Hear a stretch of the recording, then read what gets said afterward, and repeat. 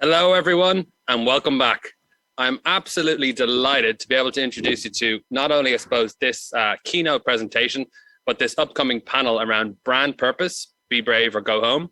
But before we get into the panel sort of side of things, we have an international keynote speaker, Mr. Thomas Kolster, who I was fortunate enough to meet probably about 10 years ago at a conference in London.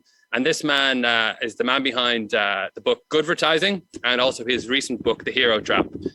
He's traveling around the world at the moment, back traveling, I think, Thomas. So he currently is coming to us live from Lisbon. So without further ado, over to you, Mr. Thomas Kolster. You're very welcome.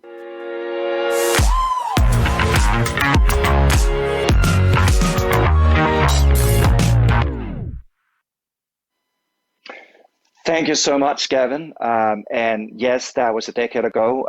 Gray hairs since then, I got to admit that.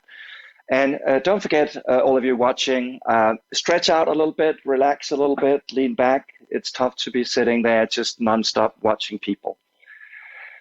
So I'm going to talk a little bit about purpose with you here today. And I have been a big believer in purpose, a strong advocate for purpose, but I essentially had to go up against my earlier held beliefs. So what I'm going to share with you today is, in fact, how we can move forward with a new sort of sustainable leadership that actually pushes people towards action. My journey started quite a few years ago. I was running an ad agency, in fact, out of Copenhagen, Denmark. And at the time, we were hosting the climate summit in Copenhagen. So I was obviously extremely eager to see our elected government leaders to stand up to the challenge. Barack Obama was there, Tony Blair, all the big guys in the room. But as what happened was sort of this little thing. Not a lot came out of that meeting. So I thought to myself, hey, wait a moment. What if some of the world's biggest brands stood up to the challenge? I mean, if we think about it, a brand like Coca-Cola or the sponsor McDonald's, think about how many people, millions of people they touch on a daily basis. So that was the very beginning of my journey, an angry 30-year-old guy that just wanted to probably feel a little bit better about working advertising. So I wrote a book called Goodvertising, which was sort of early days of purpose. I think we probably all know those brands. Each and every time we had a sustainability summit, we hear them all, right? Patagonia, Ben & Jerry's, Dove, blah, blah, blah, all these guys, right? But fast forward to about 3 years ago, and I got to admit that creating change is tough. And I looked at my own life and I looked at the business and I realized how difficult that was. But also asked myself a second question that provoked me to write my second book, The Hero Trap. And I want you all to ask yourself this question, which is, what brand, leader, or organization have in fact created positive change in your life? Have a think about it. My list was in fact extremely short. And that's quite curious because if we look at how the purpose landscape, the branding landscape looks like today, it looks a little bit like this, right? All these brands, leaders, incredibly busy talking about all the good stuff they're doing, right? Look at us, see what we're doing for ocean plastics. Look at us, we're doing sustainable development goals. Can basically not go to a conference today without having a CEO on stage that suddenly became extremely interested about saving the world before we all knew what was on the interest of his or her agenda, golf and money, right? So basically, and I know this is from a Nordic perspective, but I think it really counts for, especially a Northern European perspective. I mean, if you go into a supermarket today, it kind of feels like every product is pitching itself as Gandhi, Nelson Mandela. So how to stand out? Who to trust? What's authentic? Those were some of the questions I kept asking myself. And if we look at our current approach to purpose, and I got to say, I have fallen into the hero trap myself. I mean, take a brand like Patagonia. Honestly, if we had Patagonia sitting in this chair right now, confronting our psychologist, the psychologist would probably say, dear Patagonia, you're either delusional or megalomaniac. Because if you listen to what Patagonia is in fact is saying, we're in the business to save our home planet. Like, really? I mean, basically, you're selling t-shirts to somebody who's stuck in a one-bedroom apartment somewhere in Dublin and just thinking about a bit of greenery somewhere out there. And I know that Patagonia can maybe get away with it, but for the rest of you to copy this recipe is dangerous. Because if you put yourself up here on the hero's pedestal, I'm sure you'll fail. And again and again and again, when we see surveys and the development over the last couple of years, the incredible thing is, in fact, that the more brands and leaders are talking about this, the more people are like, nah, I don't believe them. They're in it for their money. And you know, who to blame? I mean, take my niece, Clara, 15 years old. I mean, what has she really come to expect from brands? You know, the only thing she's seen in her lifetime is environmental degradation, social injustice. So why should she suddenly trust all these world-bettering commitments? And in fact, if you look at a second thing, the business case of all of this, which I've always been extremely interested in, these are from an organization called Sustainable Brands, but here 65% of people say they want to buy from purposeful brands, but only 26% follow through. So there's a gap of 39%. So we're facing an authenticity crisis.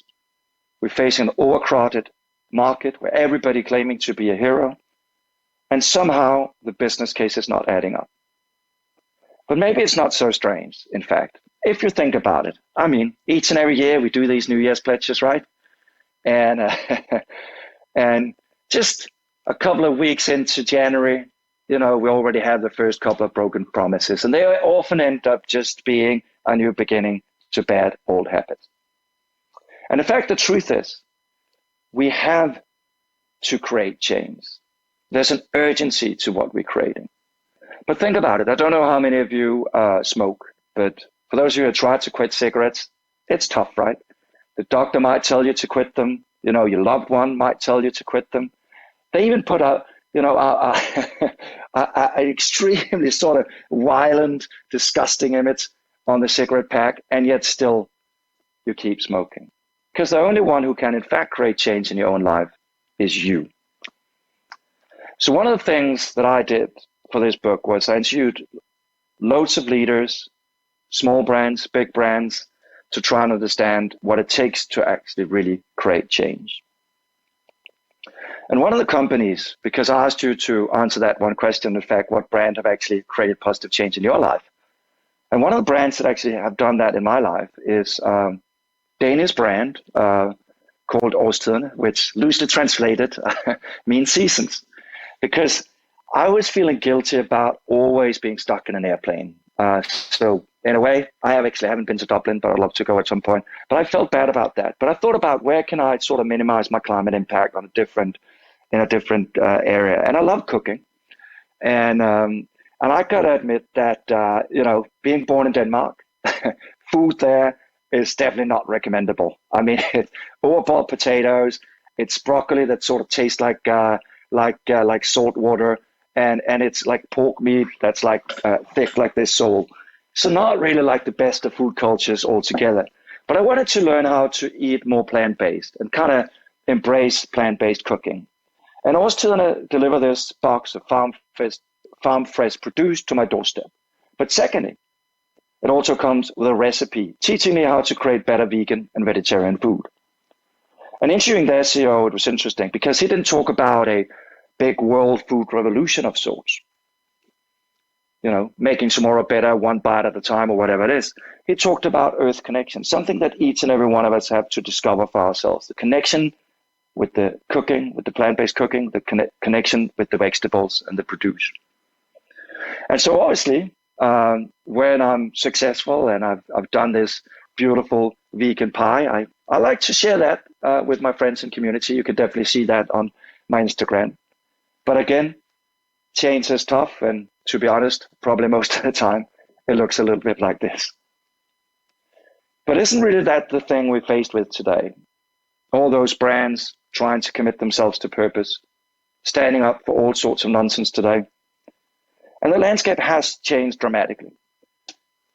If we really look at how brands and leaders over the time have tried to position themselves, it's really started being about and sort of using a car as an example, but in the beginning it was about functional benefits, so like driving a faster car. Then we tried to create brands that were sort of like characters, sort of like driving a more masculine car, driving a BMW, feeling like a man, whatever that means today. And then some of the societal difference. And this was where my first book stopped at, Good Advertising. So they're talking about a more environmentally friendly car, or how brand XYZ is doing all sorts of good for the environment and society. But I don't think values cut it anymore, because everybody's claiming to have values. And let me give you a little analogy here. And sorry for doing this, but basically brands and leadership is a relationship between people, right? And unfortunately, and this is a sad true story, but my girlfriend and I broke up 3 weeks ago. And so for those of you, I'm sure that some of you can recognize this when dealing with relationships. And we have some relationships to repair between brand and people. But in the beginning, I can go and say to her, honey, I promise to put down the toilet seat, honey, I'm going to be a better man, all that stuff. Kind of like brands starting to talk about all the good stuff they want to do. Secondly, I might start acting on it. I might try and remember to put down the toilet seat. I might start remembering to give her a hug when I come home from a long day at work. But that won't cut it either. And the same thing we see with brands, right? Suddenly start doing more sustainable packaging or whatever it might be. But what really truly matters, in fact, is how she feels, how I make her feel. If she feels loved, if she feels inspired, if she feels like she's growing. That's exactly why I think the key point when we talk about authenticity is the outcome, is who you can help people become. That I can feel that you as a brand or leader have made me more connected, greener, more sustainable, healthier, whatever it might be. So it's really not about the navel-gazing way of looking at your organization. It's really about asking a pivotal different question: who can you in fact help people become? And it's two extremely different ways of looking at leadership. One says believe in me as an organization to bring about change, and one says believe in all of you to bring about change. Because basically it's about creating a meaningful role and playing a meaningful role in people's lives. I think a lot of the time an organization or leader forgot to do that, and that's why they became irrelevant. So I look to create a new way of shaping transformational leadership and transformational brands. And I look to psychotherapy and coaching because those disciplines are goal-oriented. So I created a tool, a methodology called the Arrow. And we won't have enough time to dive into all of these questions, but basically it asks, what is it that you do? It might be the laptop, the phone, whatever. How are you unique in delivering that product or service? Maybe you're claiming to have higher quality, or maybe it comes from a Nordic tradition, or whatever it might be. But the pivotal question is, in fact, not the why you do what you do, but who you can help people become. Try to find a meaningful role to play. And isn't that, in fact, what our friends do as well, right? We have friends we can go party with. We have friends that listen to us. We have friends that we can call when we have tech issues. I'm sort of always that 24/7 hour helpline for my mom when she has tech issues. So that's my role. And lastly, if you want to create change, a pivotal other question is, when do you in fact enable that change? Because change without a deadline won't be successful. So let me share an example of a transformative brand, because the outcome of this I don't call a purpose, because I think a purpose is a word that's too good for its own good. I call it a transformative promise, because it's a promise to each and every one of us about a positive change that a brand or leader can create in our lives. But let me show you an example of transformative brand. It's called Discovery. And Discovery have quite an interesting transformative promise: incentivizing people to live healthier. I can relate to that because it's based in my life. It's based in some of the barriers, some of the challenges that I'm facing in my daily life. It's not some of this corporate purpose BS, do good for people and planet, for better tomorrow, whatever it is. I mean, if you think about it, take Gavin. I mean, if Gavin woke up tomorrow and over his bed it said, do good for people and planet, what is it that Gavin is going to do different? It's really not that operational. But for Discovery, I can feel the difference. And they've been incredibly good at motivating their customers to create change. They have a reward program called Vitality. And in fact, it rewards people for example, eating fruits and vegetables, going to the gym, and people get rewarded. And they've done a survey with more than 200,000 people. And actually, the people who take part in the program exercise 5.2 days more per month. Think about an achievement, huh? 5.2 days per month. So maybe that's in fact the key to creating change. It is to put the change on me. And that's exactly also the key to bridging that 39% gap between moving people from intent to action.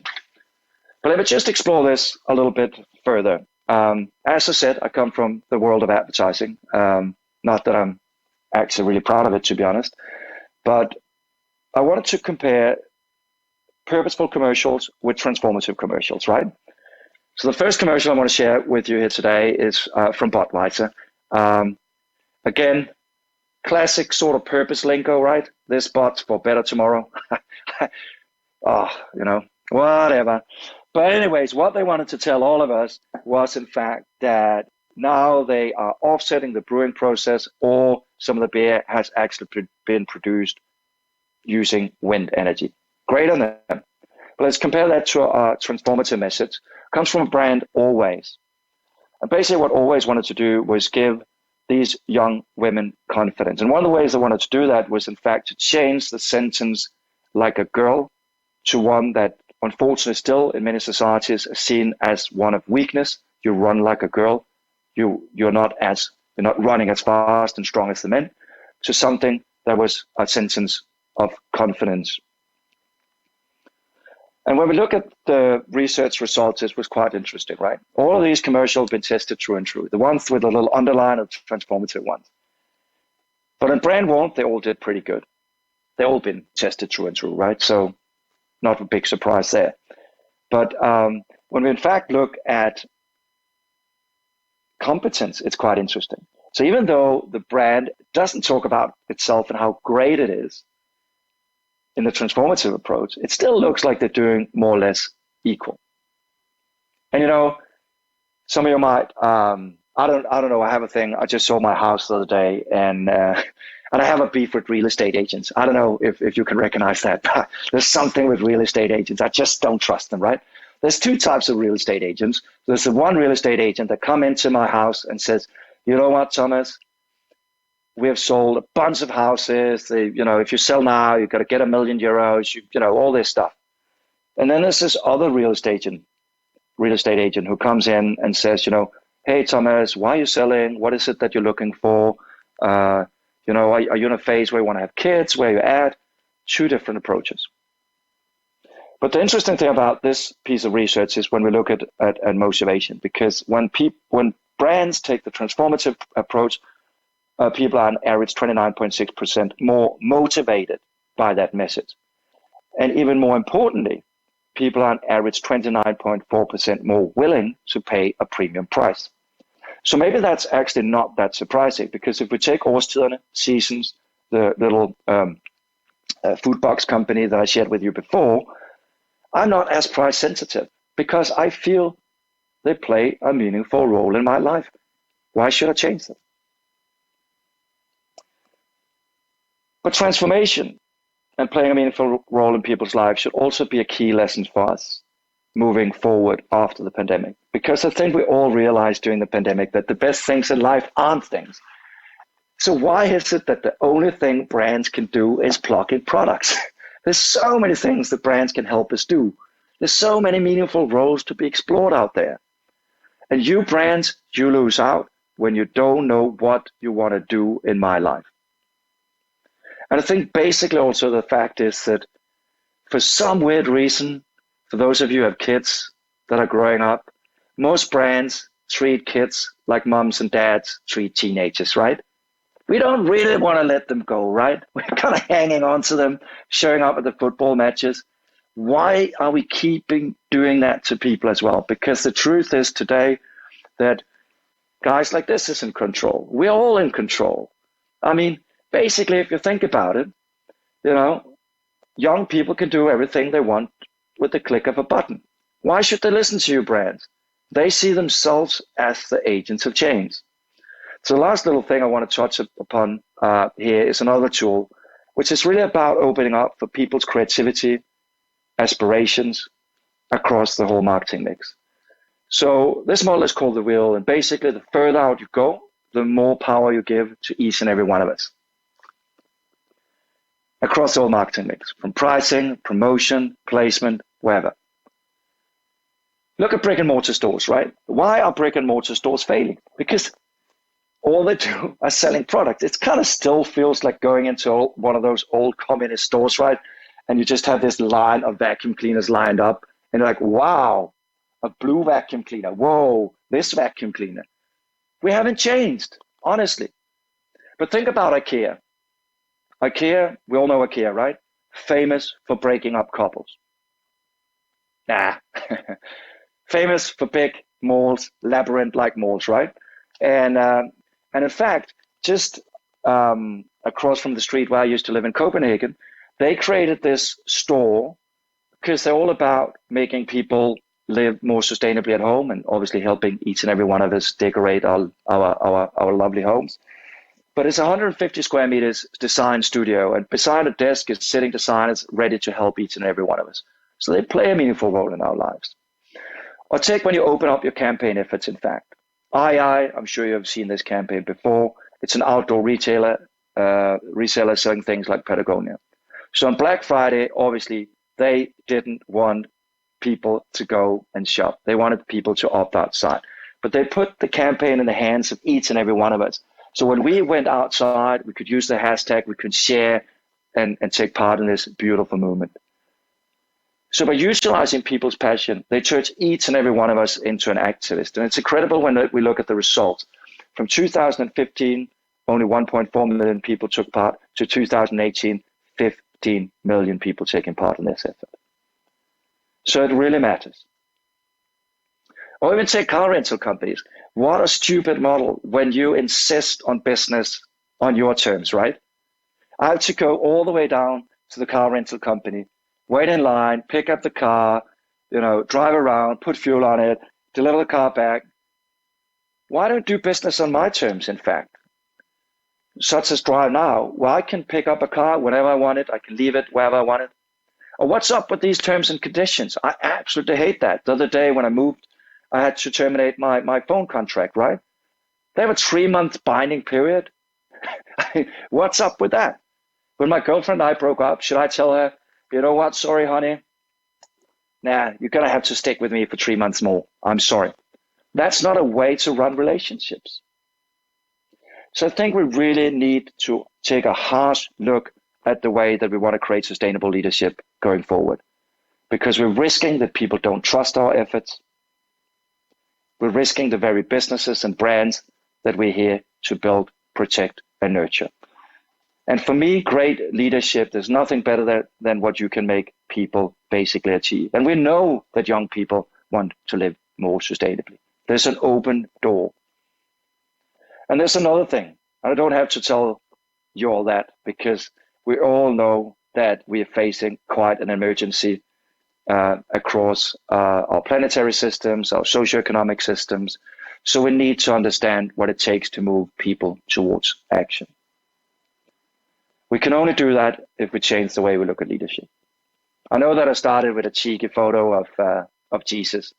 So let me end this little rant with a picture of Jesus as well. Because in fact, I think if you want to change the world, you have to begin by changing yourself. So dear brands, organizations and leaders out there, please stop pitching yourself as the hero and start turning each and every one of us into the heroes of our own lives. And just to kind of finalize this, we all remember good old Barack Obama, and not to make this about politics. But when Barack Obama did his last little speech in Chicago, where he was also elected into the Senate, he talked about his campaign, Yes, We Can. But he said something very beautifully. He said, Yes, We Can was not about believing in his ability to create change. It was about each and every one of us believing in our own ability to create change. Thank you so much for listening, and I'm really looking forward to our next little debate around purpose. If you want to know more about me, or if you want to get your hands on the slide deck, you can actually, in fact, take your phone and you can scan this little barcode. I'll also encourage you to follow my mission around transformative brands and about avoiding the hero trap. So pick whatever social media you are into. And thank you so much for listening. And remember to stretch out, because it's going to be a long day stuck in front of the screen. Thank you.